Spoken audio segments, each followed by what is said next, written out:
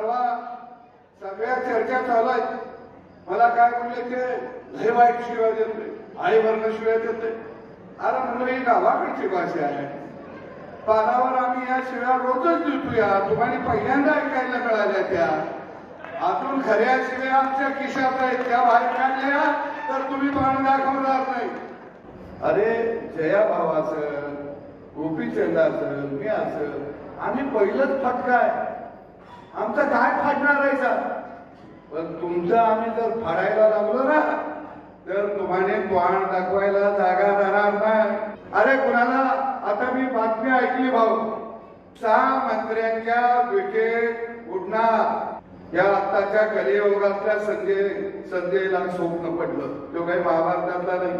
मला एक कार्यकर्ता आला आणि म्हटला सकाळ सकाळी भाऊ उठ, 6 मंत्र्यांच्या विकेट पडणार.